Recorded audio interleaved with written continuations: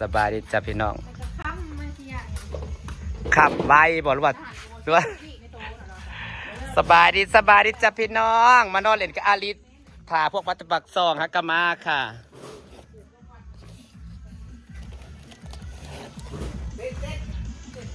เพื่อเตรียมงานบุญบ้านมืออื่นไปปะเนาะไปหรอจูพเดียกระเต้นเป็น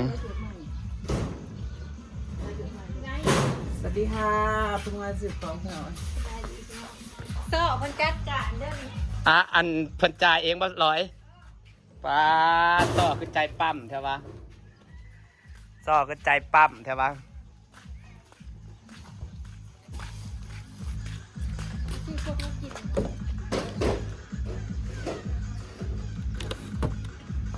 สอบเรียกว่าอาหารเดี๋ยวนี้มีแต่ของลาวเนาะใช่ดีเพราะว่าอาหารลาวของไทยแต่ว่าก็มาผลิตที่ลาวอ๋อ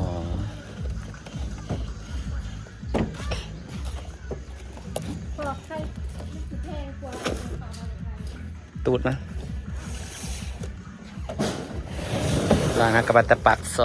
2ไปแต่เช้าจัดค่ำไปซื้อของไว้บนบ้านมาอื่นโอ้เบิร์ดดอกแขกสิลายปานนั่นบ่เพื่อนอีกคำเมื่อน่ะแขกไปหา60เบิร์ดเบียร์บกี่ลังเองนักเก็ตนั้นมันหาซื้อยากอยู่แล้วแก๊สทะเลได้เก็ตนะ400,000บ่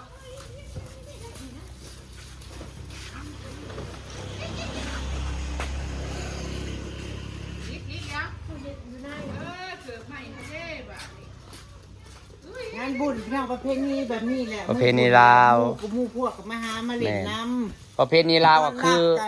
นี่กับเครื่องดื่มเนี่ยพี่น้องหลายคนก็แบบนางอำลาบ่ามือกินบ่ามือมั่มโอ้ยพี่น้องมันก็คืนไปจะว่าก็ได้เนาะยำบุญแมนผมไม่นั่งชื่อๆกับกินแต่ละมือเนาะมันก็บริปานนะไก่เห็ดเวียกยำโมกูพ่อกันกระจิบจอกแต่ว่าประเพณีลาวน่ะคือคันมีบุญบ้านน่ะคือเขาต้องหับแขกข้าเจ้าสิมากินข้าวปุ้นข้าเจ้าสิมากินเบียร์คันบุญบ้านเขาก็ไปหาข้าเจ้ามันเป็นประเพณีปีหนึ่งมีเทื่อหนึ่งแต่บางปีก็มี2 เทื่อได้หากบุญบ้านเจสีได้3-4 เทื่อเนาะอลิศเนาะประเพณีลาวพี่น้องเอ้ยบุญบ้านก็ต้องหับแขกหับแขกใส่เกือบงามนะใส่เกือบงามนะ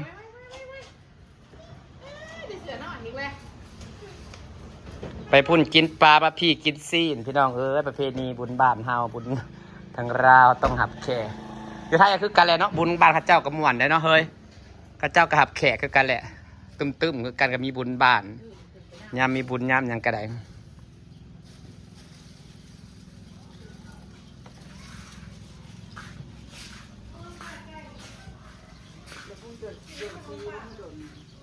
โดนสีบอกลาเห็ดโดนสีจะโดนแล้วก็ไปจอดใกล้บอลเขาจะเห็ดสีนะเฮ้ยบุญบ้านบ่ง่ายนะครับพี่พ่อบ่าวฮดน้ำให้พร้อม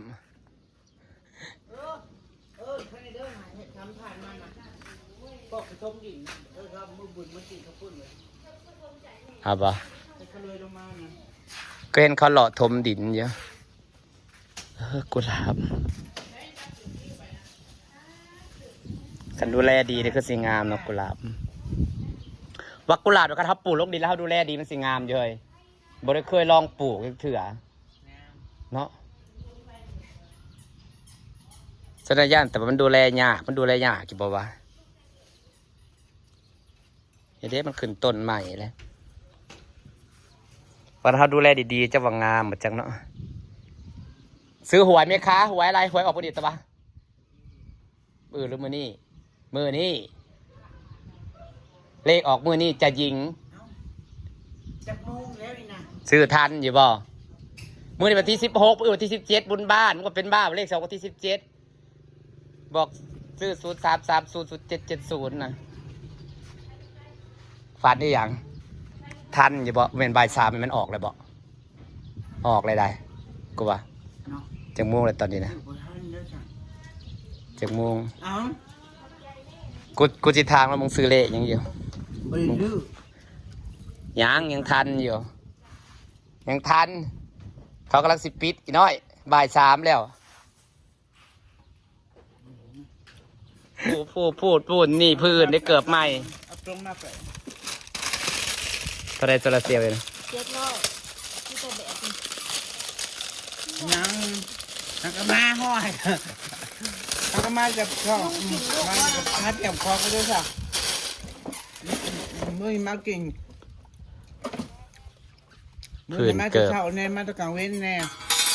ปิ้งเป็ดอีก5 ตัว 6 ตัวพอได้น้อย ฟ้าเป็ด6 ตัว2 ตัวเมื่อก่อนยังอิ่ม อิ่มทั่วหนา เขามือชุ่มมาจ้ะเขานั่งแตะเขานั่ง ไผ่ที่เป็นคนเฮ็ด นั่งแตะนะครับ เนาะ แขกหลายก็ยากเอง บอกผู้ใดเนี่ย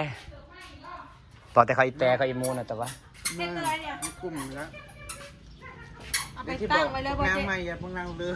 กับมืออื่นก็มือแรกในคันใต้แบตเป็นสีเสื่อม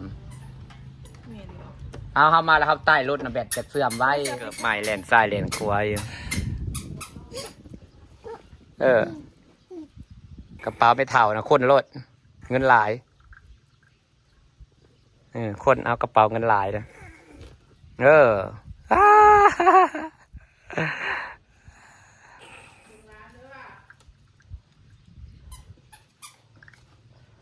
ฝืนได้เกือบใหม่โอ้ยเสียเกือบสับสิเล็กไล่ได้เกือบใหม่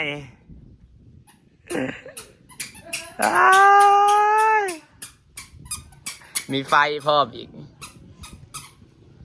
หมักบ่เกือบนะ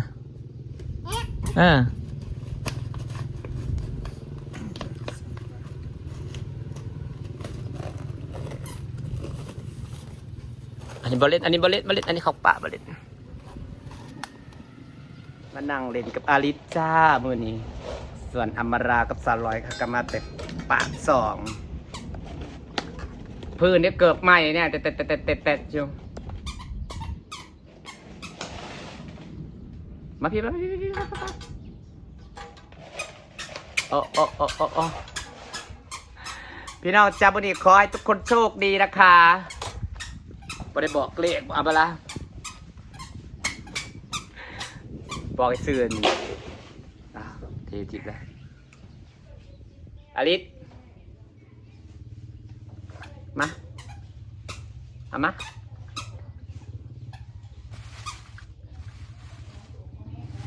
ขนมปะ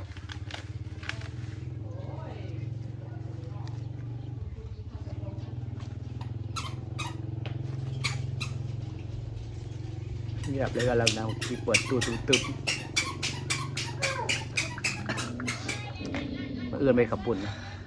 เฮ็ดนี่เขาไปนี่เขาไปหาต้มหนอกต้มน้ำหนอกไทย เป็นน้ำยาเนี่ย น้ำยาไก่ตีนไก่ก็ซื้อมาไปหาชับตอกชับตีนเมื่อยได้พี่น้องเอ้ย ยาป่าอยาก ยอมรับเด้อพี่น้องต้องมาปีนี้นะคะนั่งบริคิดจะเตรียมอหย่างเลยค่ะซื่อๆเพราะมูชึกแม่ น้ำยาป่าน้ำยาธรรมดาจะเห็นเป็นยาป่าน้ำยาป่า อะไรเนี่ย เฮ็ดจากหมอ เป็นขนมขาย ต้องขาย ต้องไปแหน่เบิดละ เอาไปส่งให้เสี่ยวแน่ แซ่บนะ ยังเฮ็ดอีกเยอะ เฮ็ดกับเฮ็ดตัวเองบาดนี่ เมื่อจะได้อีกจะมันเอาเท่าไหร่ จักเรามีทาง2โล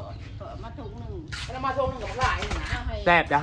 แซ่ให้มันเห็ดนะ แซ่บ ค่อยไปกินไปหลาย กินแล้วก็ซ้อมห่อแซ่บ ไอ้คอยอีกนี่จะต้องร้อยซะนะ สิได้บ่ว่าตัวเองบ่ทันได้พอมกมาให้รวยเบิดเลยนี่ตั้งเบิ่งเฮ็ดบ่ มัน ได้ กินน้ำกัน แรงกระเฮ็ดเห็ดขาย มึงบ่มีมันแสบมาต่อยเอาหมกผ้ากูนี้ แล้วเห็ดแซ่บนะ เฮ้ย เท่าไหรนะ มากคน เฮ้ยหมกผ้า เอาไรแม่ มึงมาต่อยเอากูต้องไปได้ซ้ำนี่ ซับปันหลายนะ ซ้ำนี่ จักร้อยแม่ทำเฮ็ดให้ จะปมือ เพราะว่าทบมือก็ใจขาว แซ่แล้วมึงใจได้หลายมึงน่ะ แซ่บเนี่ยก็ชิมมึงแล้วมันเคยเป็นลายห่อแล้วไม่บอกแซ่บได้กินเป็นลายห่อเลยได้มันแซ่บเลยแซ่บ เอ้าก็นับเป็ดห่อต่อจักนั้นตัวเรากูบ่ได้นับเอ้า ให้จิ๊บ มีติดพร้อมนะคะ กลัวให้ไปแฉมาต่อยเอามาหา ท่านี้มึงสร้างนะท่านี้เอาอีก200เนี่ยเฮ็ดเพื่อ พ่อ ยัง เล ไง ยเร็วอีพ่อเร็วไปจะกินเบิร์ด นี่เพิ่นโทรมาก็เฮ้ยเอาขนม เดี๋ยวกินเบิร์ตาม4ห่อเลย ส่งอีติ้มของมึง ย่างทงหนึ่งสั่นไปกิน ไป เดี๋ เดี๋ ย ยว ว เนาะ มึง ทั้งเป็ดอีก โอ้ยพ่อแล้ว แซ่บ กู ปะ จะออกไปบอกเอาข้าวเป็ดก็ซะไม่เขาเฮ็ดออกจาก4ตัวเอาจาก2ตัวเพื่อยังก็คืนพาคุณผู้นั้นจากนั้นจากนี่อีกได้ถูก สิเห็ดหลาย พ่อแล้วเบิร์ดทำนั้นแล้ว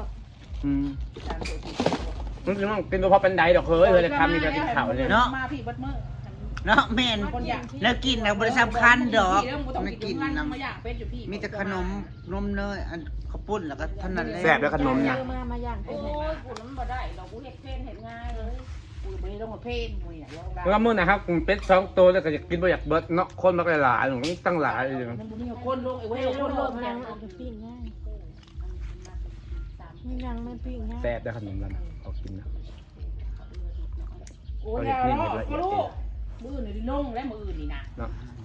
เผื่อคนบุลงอีกจะ โต โต กระ นะ ตุกน้ำปลาจะคุ้ม โอ้กระต้มกูก็มีในเฮือนให้กูบริจาค มันมากกระตุกเลย ตกไปเอาที่น้ำปูกูจะเมื่อยไปเลย